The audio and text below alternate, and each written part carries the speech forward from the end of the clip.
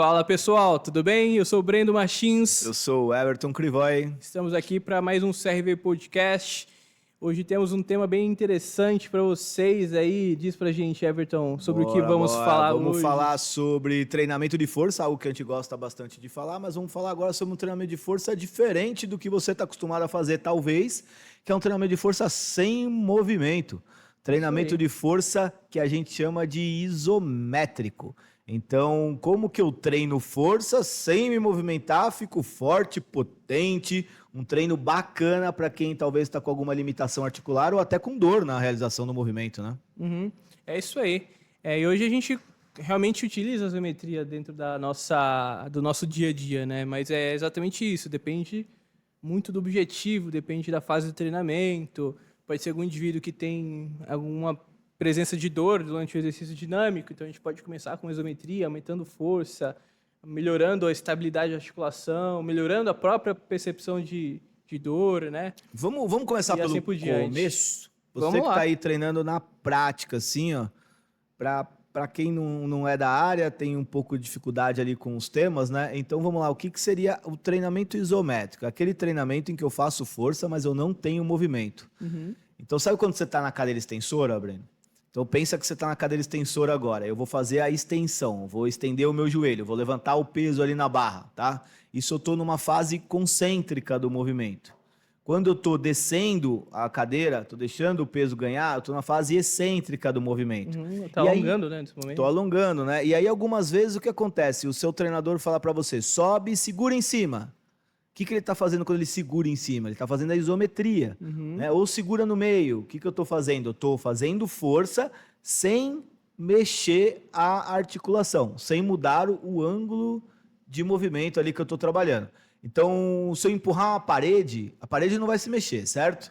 Isso é um treino, mas eu estou fazendo muita força. Isso é um treino isométrico, é esse treino sem movimento. É isso aí. Mas, na sua prática hoje, em quais momentos você vê que é realmente interessante se aplicar essa isometria? A isometria é algo bem legal, que algumas vezes ela está na moda, outras vezes ela não está na moda, né? E aí, como eu gosto de dizer muito, né? Não existe uma receita para tudo, existe uma caixa de ferramenta ali que a gente tem que saber trabalhar com essas ferramentas para cada momento. Então, a isometria, ela é bem bacana, por exemplo, para um atleta que está com alguma dor articular. Então, por exemplo, nesse momento da minha vida, tá? Eu estou com uma epicondilite bilateral do meu braço, no meu cotovelo direito ali, né? Então, o que acontece? Toda vez que eu faço o movimento, eu tenho dor. Eu não consigo, por exemplo, treinar uma rosca direta, uma rosca alternada, né? Esse tipo de movimento, ele está me causando uma dor muito grande. Qual uma alternativa que eu tenho para trabalhar a força muscular sem o movimento, né? Fazer a isometria. Então, eu vou fazer o quê? Eu vou pegar um peso que gere uma certa resistência, vou ficar num ângulo ali que provavelmente é um ângulo que não causa dor, não tenha dor, e vou segurar ali esse peso nesse ângulo. Então, estou produzindo força sem movimento no ângulo fora daquele meu ângulo de dor. Né? A dor vai ser sempre o que vai limitar o seu padrão de movimento. Tá? É isso. Além disso, você pode regular a força que você está fazendo pela percepção de dor também, né? Então, nos momentos iniciais do treinamento, você vai segurar um pezinho menor, ou se empurrar alguma plataforma que não se mexe, você que vai regular essa força que você aplica pela dor, e com o passar das sessões, essa dor vai melhorando e você vai podendo progredir também, né? Então, e realmente ajuda a ganhar força, exato. Ela é muito utilizada, a gente vê bastante utilizar na fisioterapia, a gente vai vir logo mais aí com os nossos colegas da fisioterapia, vamos trazer os especialistas em fisioterapia do esporte para entrar nessa área da fisioterapia e falar com muito mais bagagem científica do que a gente sobre como utilizar a isometria dentro da fisioterapia, mas aqui a gente vai usar a isometria dentro do treinamento. Né, dentro de um programa de treinamento. E isso é muito bacana, porque, por exemplo, eu estou fazendo um treinamento em que, de alguma maneira, eu queira tirar esse estresse articular. Eu posso usar a isometria. E aí tem dois tipos, né, de trabalho isométrico que eu consigo fazer. Né? É o hold e o push. Como é que funciona isso aí, Brendo, do hold, por exemplo? O hold é quando você sustenta um peso Por exemplo, você faz um agachamento e até uma determinada angulação, imagine que você agacha até 90 graus ali de flexão no joelho e só sustenta naquela posição por algum tempo, certo? Então você equivale a força que você aplica a uma resistência externa, né? E temos o push. O push, qual é a ideia? Antes do push, vamos explorar um pouco mais o hold. O hold ele é muito utilizado, por exemplo, dentro da prática, vale? Se a gente for para academia, a gente vê muito push. Então, por exemplo, faz alguns agachamentos, continuando nesse exercício, e no final da série você sustenta mais um pouco. Aí a gente tá vendo muito hold, né? Na verdade, é o de segurar, né? É onde eu seguro o movimento, né? Exato. E assim, realmente tem algumas evidências que mostram, dentro desse contexto, que a isometria pode gerar ganhos de força e ganhos de hipertrofia, né? Mas ainda assim, a hipertrofia que é ganha pela isometria é menor do que o dinâmico, tá? Ela é menor do que o dinâmico. Sabe quando eu vejo que a gente pode fazer um trabalho de isometria, de hold isolado, tá? Então, sim. por exemplo, sobe na cadeira extensora ali, vou usar a cadeira extensora que eu acho que é o mais fácil. Estabiliza, segura no ângulo na metade do movimento, para e segura. Quanto tempo eu seguro? Segura 30 segundos, 15 segundos, 20 segundos, então eu estou segurando. Um que a gente usa bastante é isso também. Põe uma barra nas costas ou pega um certo peso na mão, fica na ponta do pé e segura. Estou fazendo essa isometria, né? Normalmente a gente trabalha isso, eu tenho ganhos de força, só que eu tenho que lembrar que o ganho de força, ele é ângulo específico, então significa que se eu estou trabalhando, sei lá, eu subi a cadeira extensora até metade do movimento e segurei ali, eu vou ganhar força nesse ângulo. Para 30 graus para baixo eu não vou ganhar força, 30 graus para cima eu não vou ganhar força. Então se eu fizer um trabalho desse, eu teria que fazer em ângulos diferentes para ter um aumento de força em toda a amplitude do movimento, tá? É isso aí. Mas sabe quando eu uso muito isometria, que aí é para resolver um problema, principalmente a de hold, né?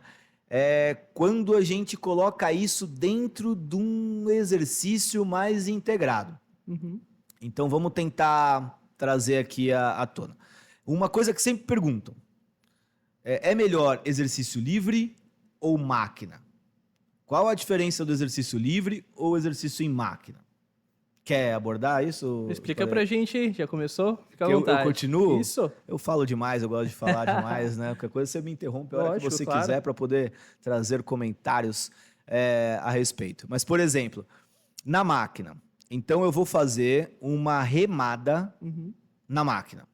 Eu sentei na máquina, fui lá, contraí o abdômen, mas eu tô com o peito apoiado, vou fazer uma remada baixa, tá? Tô com o peito apoiado, fui lá, peguei ali na máquina remada e fiz o movimento. Então eu estou sentado, estou acomodado, eu tenho uma certa estabilização de tronco ali, mas é pouca essa ativação. Eu estou muito mais estável no movimento. A vantagem eu consigo concentrar na realização do movimento, isolando aquele grupo muscular que está trabalhando. O movimento é todo direcionado já, né? Você foca apenas em movimentar a máquina. Você não precisa estabilizar o tronco, não precisa ter uma grande ativação de core, né? E coisas assim. E é como aí que entra Exato. a isometria, né? Nesse exercício integrado. Então, que nem o Breno falou, não preciso estabilizar o ombro tanto assim, né? A ativação de core é menor.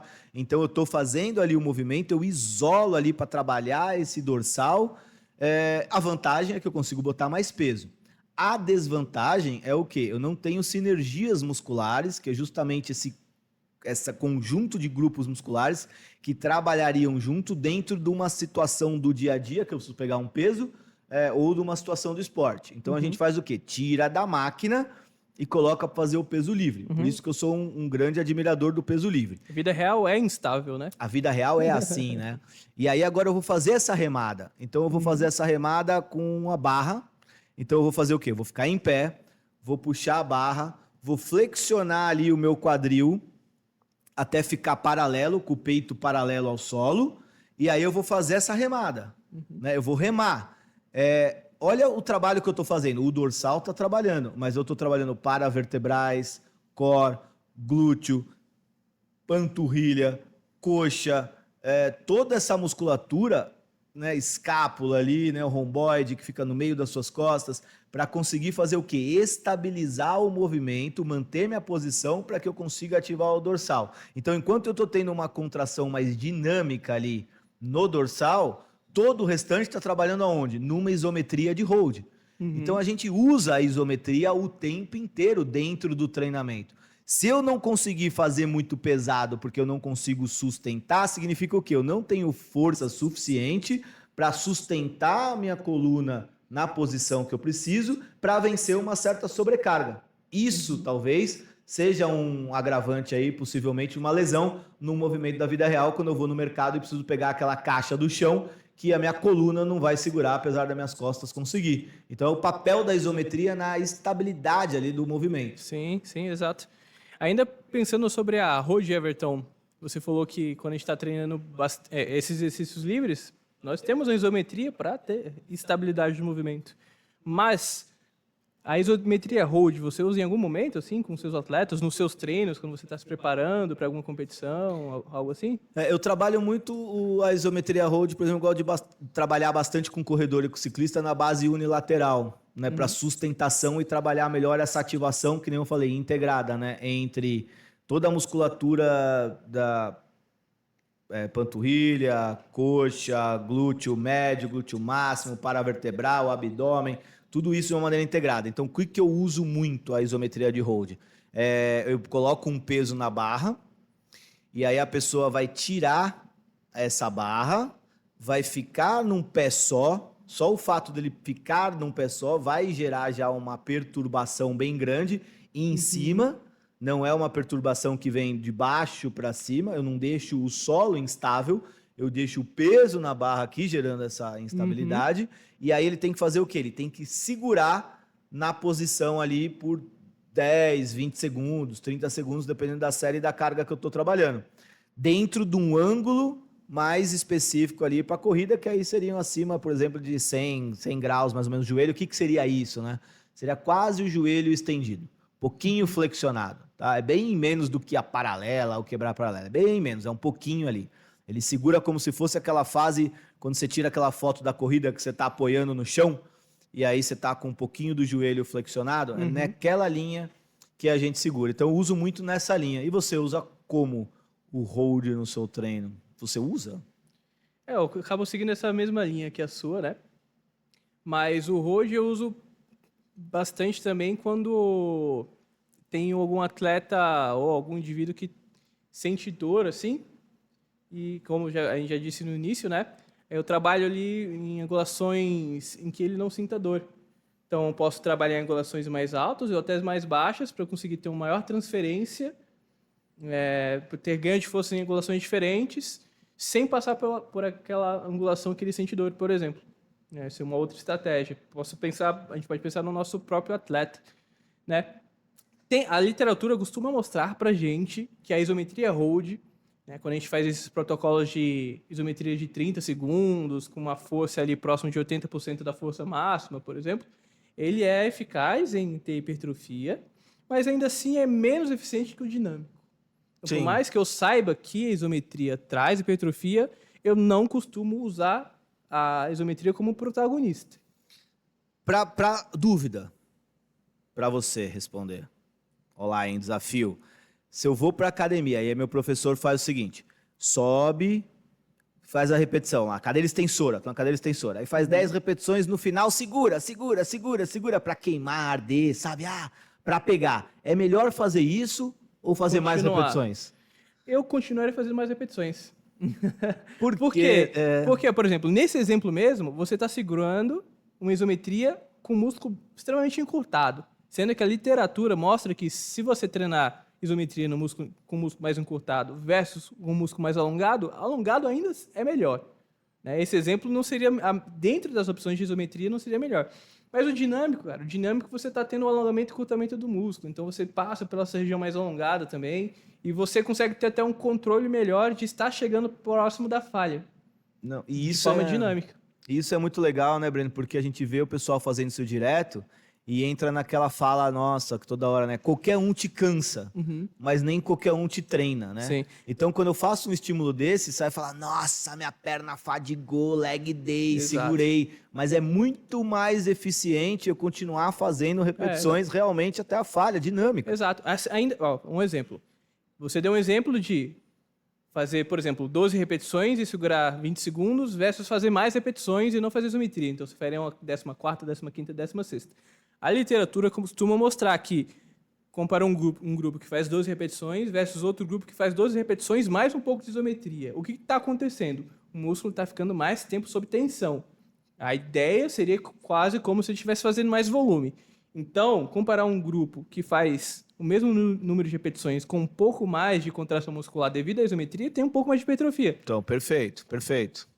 Tá? Não, perfeito, continua o raciocínio, perfeito. É isso aí, é comparar. Porque se eu comparar assim, você faz 12 repetições e você faz 12 repetições mais 20 segundos, Sim. eu fiz o mesmo número de repetições com a mesma carga e aí joguei um estresse maior sobre tensão, de aumentando o tempo sobre tensão, segurando o volume. Exato. Agora, é esperado que tenha aumentado. Nesses 20 segundos, quantas repetições eu conseguiria fazer? Você conseguiria fazer algumas mais, que aumentaria o volume. E Tanto aí- que a literatura também mostra se você começar a falhar e não conseguir fazer o movimento completo, mas ainda assim fizer movimentos parciais, também vai gerar mais hipertrofia. Porque por mais que o movimento não esteja completo, de alguma forma você também fez mais volume. Então a linha de raciocínio é a mesma, sabe? Então, se eu comparasse o que fez 12, agora eu tenho 3 grupos, tá? Ó. Eu tenho o grupo que foi para academia e fez 12 repetições. Aí eu tenho o que fez 12 repetições e segurou 20 segundos. E eu tenho o que fez 12, 13, 14, 15 a 16 repetições. Ele continuou fazendo até a falha. Então ele fez mais 3 repetições, 4 repetições a mais ali, tá? Então um grupo fez 12 e parou. O outro grupo fez 12 e segurou 20 segundos. E o outro grupo foi até a falha, chegando a 15 repetições.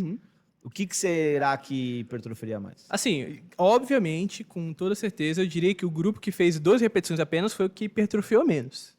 O volume total foi menor, o estresse foi menor. Né? Mas entre o grupo que continuou com repetições dinâmicas, vezes o grupo que fez dinâmica mais isométrica, eu diria que o grupo dinâmico ainda teria hipertrofiado mais. Apesar de que eu estou trazendo a teoria por trás, tá? Não tenho nenhum estudo para citar nesse momento, até posso buscar. Se eu buscar, eu vou trazer para vocês no próximo episódio. Ou eu vou postar lá no Instagram, lá. A galera que acompanha a CRV, Sport Science, CRV Academy, fique ligado lá que eu posto lá, tá? Vou procurar. Mas isometria, por si só, como nós sabemos, traz menos hipertrofia do que o dinâmico. Se eu tenho um grupo que fez mais volume de forma dinâmica e o outro equivalente, mas uma parte disso foi isometria, eu ainda continuo apostando no que fez totalmente dinâmico, sabe? E pensando que assim, ele vai fazer 4 séries, 3 repetições a cada série, costuma dar 12, né? Então ele vai fazer 12 repetições a mais, seria quase uma série a mais. E a gente sabe que o que hipertrofia mais, o que é? Volume total de treino. O volume total de treino vai ser maior em contrações dinâmicas, que é o que você está trazendo, né? É isso aí. Então faz sentido fazer essa isometria final? Depende muito da situação, a ideia do vai professor. ter resultado, mas será que é o melhor possível? Normalmente a galera faz isso pra te cansar, né? Leg day, vai, segura aí. Nossa, queimou, hein? Treinei pra caramba, mas talvez não seja naquilo que a gente falou lá agora, repetindo, né? Te cansei, mas será que te treinei? Exato. Na prática é isso, assim, né? Se você sair dolorido, sentido... Ainda tem muito isso. Se você se sentir dolorido no dia seguinte, parece que você fez um treino muito bom. Se você faz um treino que queima o músculo na hora, parece ser muito bom, porque pegou muito. E assim por diante, né? Mas isso é muito empírico. Muito dessas coisas já foi passado por terra, tá? Já a literatura não sustenta. Né? Já era, a gente já é mostrado que não funciona, né? Exato. E a gente falou até agora bastante da hipertrofia da isometria de hold.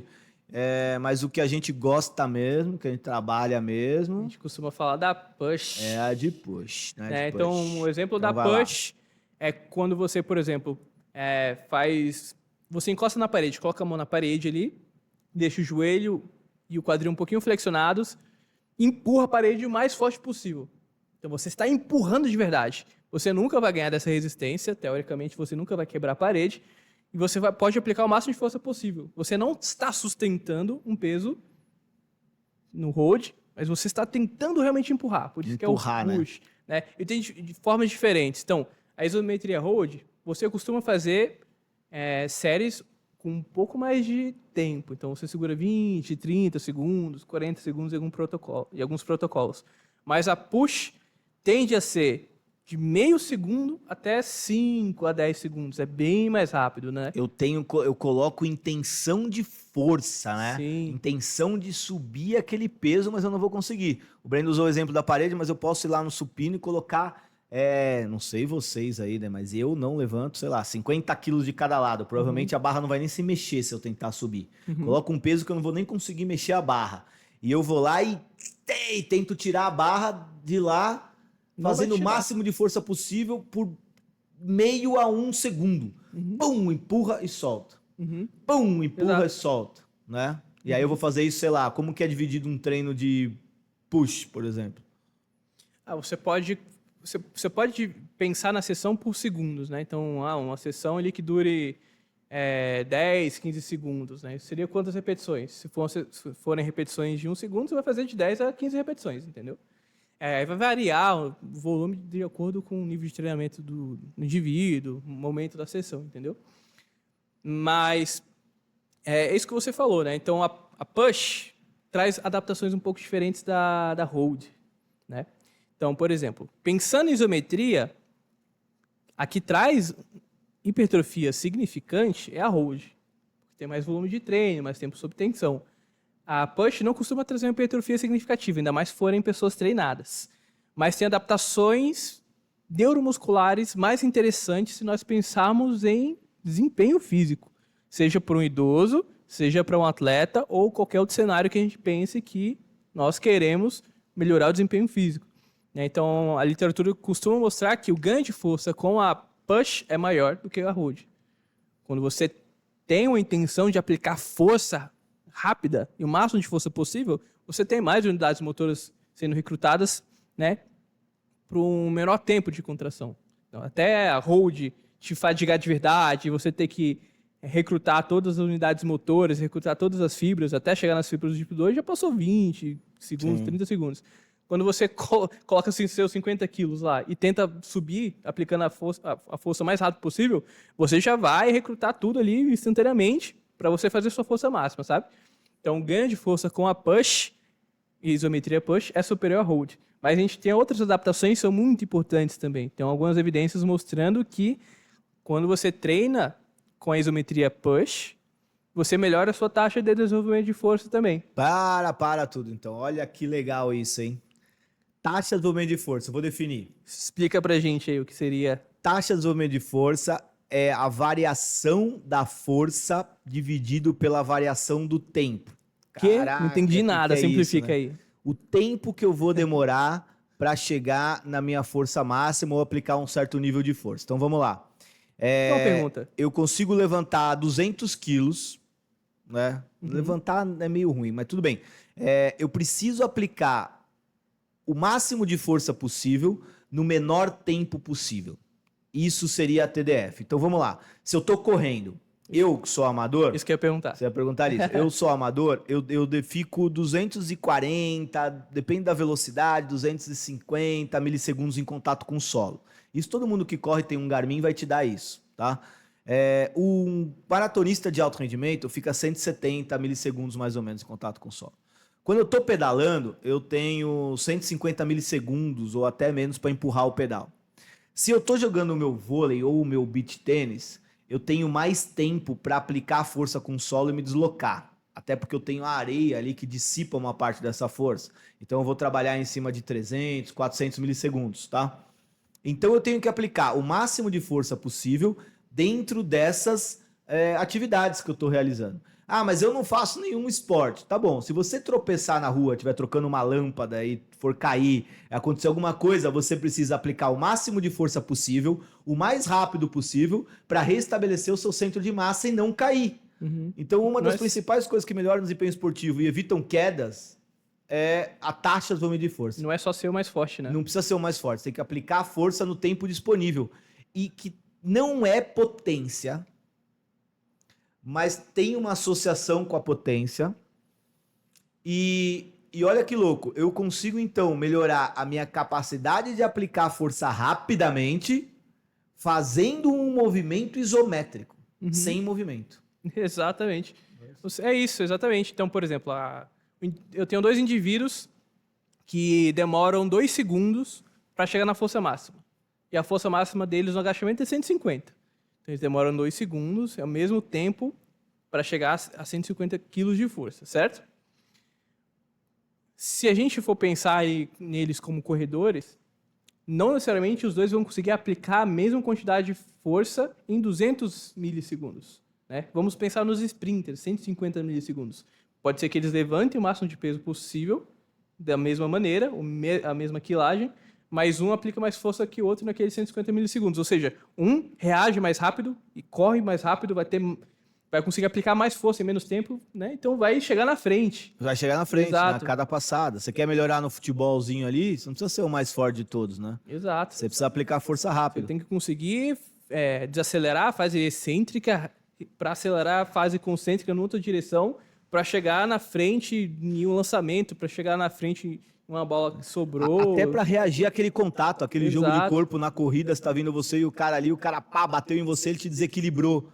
Você apoiou o pé fora ali. Se eu não tiver taxa de desenvolvimento de força suficiente para aplicar força para estabilizar, pá, o joelho vai embora. A gente tá dando esses exemplos assim, pô, mas uma das principais causas de que um idoso virar dependente ou até mesmo acelerar o processo de morte de um idoso é a queda. E ele precisa do quê? Ele precisa reagir o mais rápido possível em um desequilíbrio para evitar essa queda. E isso é muito legal que você está trazendo, porque todo mundo fala muito do aumento da massa muscular, principalmente em idoso, ou em você mesmo que não é idoso, tá? Você precisa ter a sua poupança de músculo, né? Que é lógico que a musculatura, a massa muscular, a gente sabe o papel da importância da massa muscular até para um órgão endócrino ali, né? As miocinas liberadas controlam todo o seu metabolismo. Então, hoje a gente sabe que massa muscular não é só estética, é controle metabólico. Você deve ter massa muscular. Lógico que a gente está falando também de muita massa muscular, porque é o caminho contrário, né? Parece que é meio que um U invertido, né? Se eu tiver muita também, o meu gasto, meu déficit energético passa a ser muito grande também, aí a sobrecarga é muito grande. Então você não precisa ser um fisiculturista gigantesco, mas também não dá para ser só o pó da rabiola e não ter massa muscular. Você precisa ter massa muscular. Só que quando a gente vê para a saúde, essas coisas, todo mundo fica muito preocupado com a massa muscular. E esquece que o mais importante, além da massa muscular, é a força. Eu vou ser funcional se eu tiver força e capacidade de aplicar força rápida. O idoso, a primeira coisa que ele perde não é a massa muscular com a idade. Ele perde a capacidade de aplicar força rápida, depois ele perde a força máxima e depois ele perde a massa muscular. Exato, as evidências mostram isso, né? E aí Exatamente. Você quer o quê? Primeira coisa que você quer fazer é ganhar massa muscular? Não. Você tem que ensinar primeiro ele a aplicar força rápida de novo. Aí ele vai ficar mais funcional. Aí ele vai passar as atividades da vida diária. Ele vai se sentir mais confiante a subir uma escada. Ele sabe que ele não vai cair. Aí ele começa a fazer mais atividade. E aí o ciclo muda, né? Só para lembrar, a gente tem um episódio aqui sobre treinamento de força para idosos, tá? No episódio de hoje a gente tá falando de isometria, mas lá a gente fala sobre como prescrever até o exercício dinâmico mesmo para os idosos. Mas pensando aqui na isometria, é isso. Se a gente for fazer uma isometria com o idoso, é isso, faz a máxima de... A isometria push, né? Vamos lá, você vai empurrar a parede, ou vai empurrar esse supino, ou vai empurrar essa barra o mais rápido possível durante 1 segundo. Então vai, força, força, força, parou. Por quê? Porque assim ele vai recrutar muito rápido todas as fibras musculares possíveis, né? Além de ter essas adaptações que são muito importantes, que é melhorar a aplicação de força rápida. Aí sim ele vai melhorar a funcionalidade, vai diminuir o risco de queda, ele vai ganhar força, vai continuar com a funcionalidade dele para subir e descer a escada e assim por diante. Olha que legal, tem um corredor com síndrome do trato...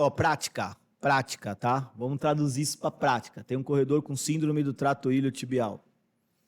Dor na lateral do joelho. Tá? Se eu fizer um movimento ali, dói.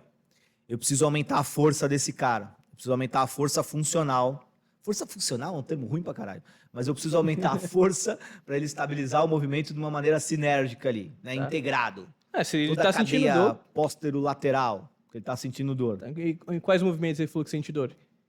Quando ele flexiona muito o joelho ali, ele sente dor. Quando ele estende muito o joelho, ele sente dor. Ele disse que tentou fazer algum exercício por conta própria e sentiu dor. Puta, ele sente dor na cadeira extensora, ele sente dor. Quando ele vai fazer o leg press, ele sente dor. O que a gente faz com ele, então? Vamos lá. Qual que seria a sua tomada de decisão? Eu preciso ganhar força com ele. E eu preciso ganhar potência com ele.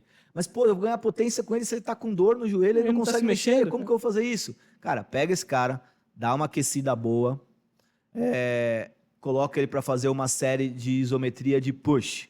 Vamos trabalhar primeiro potência, velocidade, intenção de velocidade.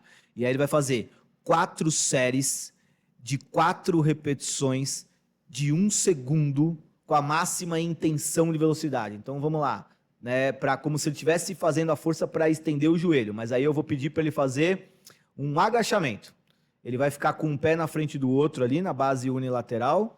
E aí eu vou botar muito peso na barra que ele não vai conseguir tirar a barra do chão. Assim, a barra não tá perto das costas dele, tá? A barra tá no suporte e ele vai se posicionar no suporte. Então ele não tá com sobrecarga. Não ele tem... só não vai conseguir subir. Então imagina quando você se posiciona no agachamento.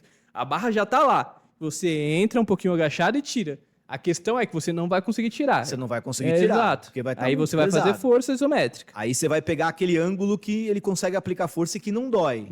Tá? E aí prepara, vai, força, solta, vai, solta, vai, solta, vai, solta, descansa. Primeira série tá feita. Primeira série tá feita. Descansa o quê? 2, 3 minutos. Enquanto você descansa 2, 3 minutos, vai fazer o quê? Vai mandar um supino. Mandou um supino, volta. Faz de novo. Aí fiz o push. Trabalhei em tensão de velocidade. Agora eu quero trabalhar o quê? Um pouco mais de estresse tensional, tentar ver se a gente consegue ganhar um pouco mais de massa muscular. Agora eu faço o quê? Diminuo o peso da barra. Agora ele tira a barra na mesma posição que ele estava e segura. Aí eu entro o quê? Numa série de hold. Né? Um exemplo, assim, só para a gente trazer ali uma ideia mais clara, que eu estou usando o push e o hold dentro da mesma sessão para trabalhar potência e hipertrofia. Talvez hipertrofia é meio pesado, né? Mas potência e ganho de força, de sustentação tensional, com um mínimo de hipertrofia, se eu tiver, usando o treino isométrico, sem velocidade, né? É isso, ótimo exemplo, perfeito. E a longo prazo, essa dor ela vai melhorar, vai diminuir a sensibilidade. Com o passar do tempo, ele vai começar a ganhar possibilidade de fazer o exercício dinâmico, talvez ainda com angulações reduzidas, né? Aí a gente vai tomar a decisão se a gente trabalha com angulação de proteção ou angulação de conforto, né?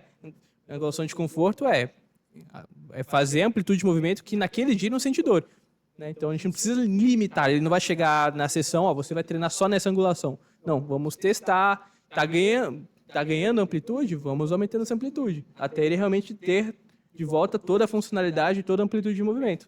Aí é vida normal. Aí é vida normal. E isso que o Breno trouxe agora é muito legal. Por quê? Porque isso é a tomada de decisão do profissional especialista, que pode ser um fisioterapeuta do esporte ali, ou um treinador, dependendo do momento que você tiver ali, que vai fazer o quê? Essa progressão e controle de carga, que é o mais importante do treinamento, né? Então é ter algum profissional que tem uma tomada de decisão adequada sobre progressão e controle de carga. Saber se você avança ou se você volta um passo dentro do seu programa de treinamento. É isso aí. Aí tem diversas formas de você regular, né, essas questões de como progredir o treinamento.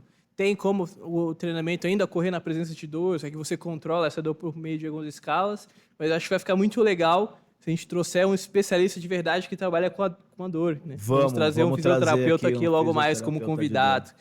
Mas é isso aí. Falamos de hold, falamos da push.